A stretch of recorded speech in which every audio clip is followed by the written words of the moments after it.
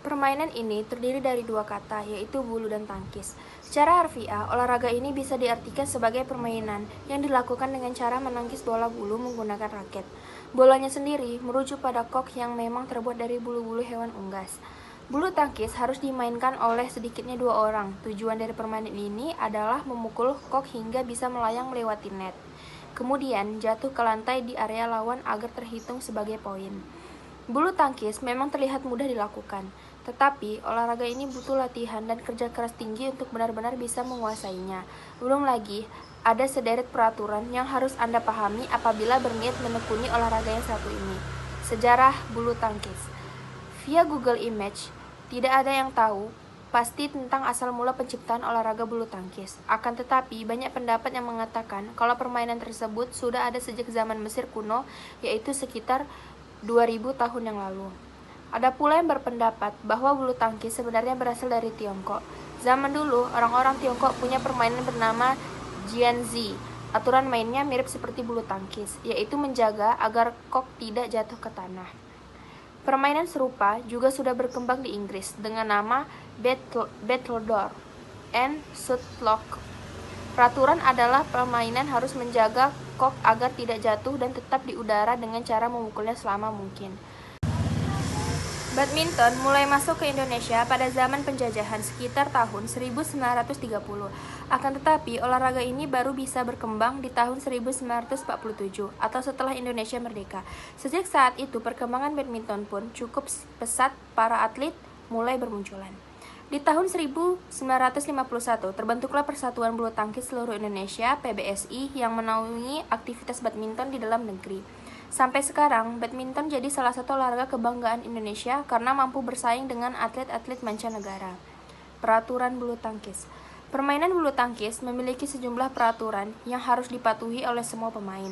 Peraturan tersebut meliputi jumlah pemain, cara memulai pertandingan, hingga sistem perhitungan skor.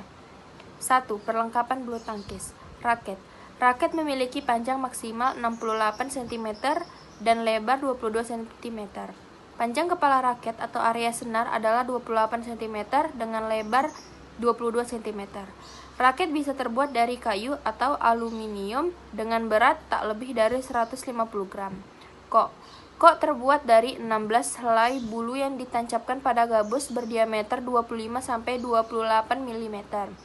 Berat standar kok adalah 4,74 sampai 5,5 gram, sedangkan tinggi kok antara 64 sampai 74 mm. 2. Lapangan bulu tangkis berbentuk persegi dengan panjang yang dipisahkan oleh net di bagian tengah. Pada pertandingan bulu tangkis profesional, lapangan yang digunakan harus memiliki ukuran standar yang sudah ditentukan oleh PBSI maupun Badminton World Federation atau BWF. Ukuran lapangan standar PBSI: panjang 13,40 meter, lebar 6,10 meter, tinggi tiang net 1,55 meter, tinggi net 1,52 meter, jarak garis servis depan ke net 1,98 meter, jarak garis servis tengah ke garis samping 3,5 meter, jarak garis servis belakang ke garis belakang 0,76 meter atau permainan ganda. Jarak garis samping ke pinggir lapangan 0,46 meter, permainan tunggal, ukuran lapangan standar BWF. Panjang 13,4 meter tunggal dan ganda, lebar 5,18 meter tunggal dan 6,1 meter ganda. Teknik dasar bulu tangkis.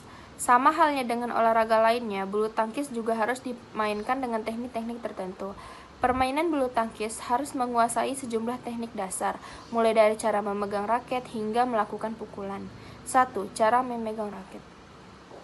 Walau terlihat sepele, pemain harus sikap berdiri dalam bulu tangkis. Badan bertumpu pada kedua kaki. Kedua kaki dibuka selebar bahu dan agak ditekuk.